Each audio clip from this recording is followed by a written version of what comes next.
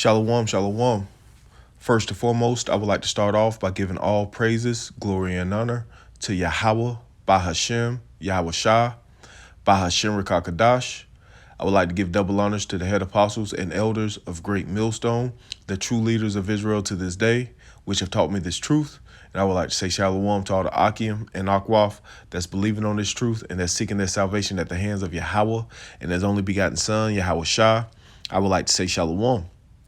So today I'm going to name this lesson, Unprofitable Steward of the Earth, right? This self-proclaimed white man, Esau Edom, has been an unprofitable steward of this earth. And when you actually go into that word steward, which I already got queued up, steward, and we're gonna look at the verb definition too. It means manage or to look after another's property. And see, this earth was given unto the hand of the wicked, pursuant to Job 9:24, right? This earth belongs to Yahawah Ba'ashem Yahawashi.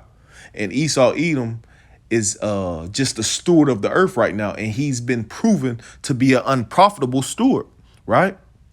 And I got a video clip that I want to start with from Dabu, and then I got an article that I want to go in from Newsbreak, just showing you how Esau Edom, the self-proclaimed white man, has been an unprofitable steward in the earth, right? The earth is in a dwindling state under the supervision of this self-proclaimed white man, Esau Edom, right? And before we grab this video from Dabu 7, we're going to actually grab Proverbs. Let's go to Proverbs 29:2, and it reads, when the righteous are in authority, the people rejoice. And that's when the sons of God, starting off with Yahawashi, that 144,000 governing body, gets in rulership, right? The people are going to rejoice. And not only the people are going to rejoice, the earth is going to rejoice, right? Because the earth will be ran in righteousness and everything will flourish, right?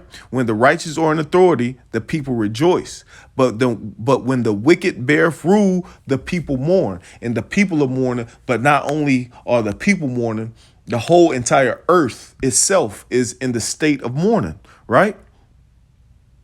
The whole entire earth is in the state of mourning under this wicked regime, right? So let's go to grab this video from Dabu 7. This is Dabu 7. We have a disaster unfolding at the Great Salt Lake. As you can see here in this animation, we are looking at Antelope Island. This is just one little area, one little island that sat up here in this region. It is no longer an island. This area that used to be a spot where birds would go to get away from predators, especially migrating birds. Not anymore. Coyotes, everything else can get right across the land, right to this place, and it's no longer a safe haven, and this lake is dwindling away. And looking at another shot here from another perspective, you can see just how drastic the loss of water in this basin is. This is very bad. Taking into account everything we're seeing across the West, many people are not even talking about this mega drought. When you look at Lake Mead, if that thing runs dry, you're not only talking about no water for all the people that depend on it, but also no electricity. Because that's what it generates when it comes through that area. They are drying up the West while no one is paying attention at all. And I feel that by the time the lemmings look over to see what's going on, it's going to be all gone. We are in a world of hurt here, folks. The same people pushing the scam on us is doing all of this. They control all the weather, all the apparatus. Never see them out here cloud seeding in an area that needs it. Oh, we catch them doing it right before a hurricane, around Houston, so they flood it out. It's getting sick. These individuals are destroying this planet. So who's just going to sit back and watch this happen, and who's going to rise up and try to do something to stop it? That is a key question. Join me for the live streams where we discuss stuff like this, break it down. And you heard them. These people are destroying the planet, right? Unprofitable stewards. The place, the place where you live, you know, they're systematically destroying it, right? And what it tells you in Revelations 11:18, that Yahawashi is going to destroy them that destroy the earth. And Lord willing, we're gonna get that we're gonna get that precept. But before we grab that, we're gonna read this article that I found on Newsbreak. Because this Edomite is destroying the earth, right? So let's read this this article. This is from Newsbreak. It says Earth will be surrounded by rings similar to those of Saturn, right? So let's read this. It started off by saying Saturn is particularly an icon of the solar system due to its unmistakable rings made of rock and ice. But another planet could be featuring a similar characteristic, and that one planet is our own beloved Earth. However, the rings will be made of entirely different material. And continuing on in the article, it says, according to the New York Post, a researcher from the University of Utah named Jake Slock. Jake is the man in charge of bringing the wild new scenario. Earth will be surrounded by entire rings similar to those of the famous gas giant of our solar system. Only ours will be made of space junk. You know, this man is destroying the earth inside and out, right? Let's continue. Earth orbits will become a junkyard. Do you hear that? This man has made the entire earth a junkyard. Now he's going into the solar system, making the solar system a junkyard. And that's why he's an unprofitable steward. And he's going to have to be taken out of the way, because this earth is not going to be able to flourish with this man in charge, right? So let's continue. It says Earth orbit will become a junkyard. There's no need to become an astronomer to figure out that the orbit of our planet is more and more loaded with space junk due to several factors. All that junk will keep floating above our atmosphere for a very long time. And if Yahawashi would not come cut this time short for the elect's sake, this devil will continue to destroy the earth, continue to destroy the people, you know, and no one would survive if Yahawashi does not come take this man out of power, right? He's an unprofitable steward, and his time is up. His time is up. You know, the earth is even crying out for the sons of God to be put in charge once again, right? So continuing on, it says the amount of space debris already floating around the planet is indeed intimidating. NASA's orbital debris program office and Department of Defense are monitoring the space junk that zip by the earth. And that's crazy. It shouldn't be no space junk in the outer atmosphere, right? There are roughly 23,000 pieces of space junk in the Earth orbit, a number that cannot be neglected at all. All this debris can be dangerous for astronauts and their spacecrafts, even when it comes to small chunks. The faster the orbit goes, the harder it can hit obstacles. Jake confirmed it by saying, as quoted by New York Post. So once again, this man is an unprofitable steward. And if Yahawashi does not come take him out of the way,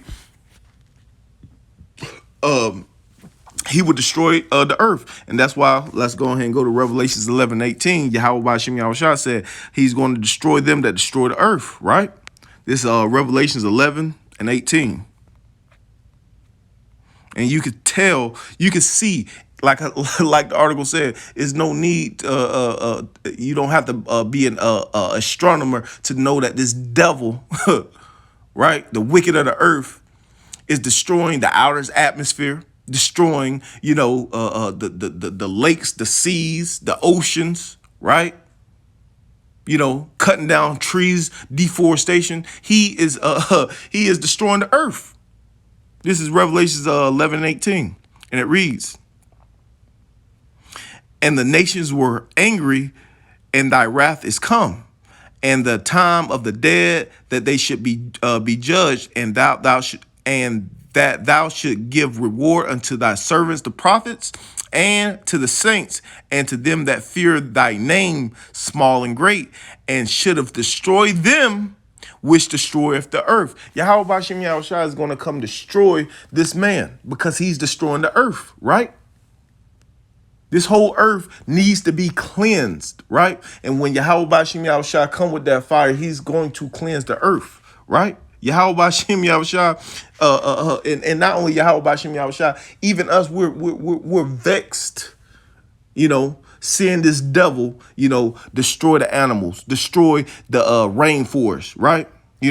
Cutting down, deforestation, cutting down all the trees, not realizing that, the trees and the rainforest, it's like the lungs of the earth. The earth is suffocating under this man's rulership. You got trash islands in the ocean, right? The lakes and the rivers are drying up. Now you got the outer orbit about to be filled with space junk. This man has to be taken out of the way, right? Like it tells you in Matthew 24:22, except those days should be shortened, there shall no flesh be saved. This devil must be taken out of the way, right? So now let's go to 2 Peter 3:13, because we look for a new heaven and a new earth where it's going to where righteousness will dwell. Nothing righteous is under this man's rulership.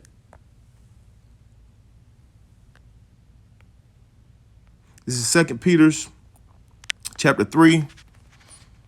As a matter of fact, we'll just start at 10 and we'll end off with this. This is 2 Peter chapter 3 and 10. And it reads, "But the day of the Lord will come as a thief in the night, in which the heavens shall pass away with a great noise." And that's talking about when Yahawashi brings forth those chariots and those nuclear missiles. It's going to pass. The heavens are going to pass away with a great noise. Talking about this man's rulership, right? "And the elements shall melt with fervent heat, and the earth also and the works therein that should be burnt up." And when Yahawashi brings this nuclear destruction, it's going to bring a cleansing to the earth. It is for the wicked and their in their downfall. But when Yahawashi bring forth this fire, it's going to cleanse the earth, right? Verse 11, "Seeing then that all these things shall be dissolved, what manner of persons ought ye to be in all holy conversation and godliness?" What should you be focused on, Jake? Right? "Looking for and hasting unto the coming of the day of the Most High, wherein the heavens being on fire shall be dissolved, and the elements shall melt with fervent heat." And we're hastening the day of Yahawashi. We're hastening Yahawashi to come take this unprofitable steward out of rulership, right? Verse 13, "Nevertheless, we're according to his promise," talking about you so-called Negroes, Latinos, and Native Americans. We're the only people that have that promise, "Nevertheless, we're according to the promise, look for new heavens and a new earth where dwells in righteousness." We look for a new heaven and a new earth where dwells in righteousness because we are sick of being under this these Edomites that's destroying the earth, destroying the people, destroying the animals, right? We don't know what we're eating. This man has to be taken out of the way. And just, reading that article, seeing how he's seeing how the earth is in distress with this man in rulership, he's an unprofitable servant.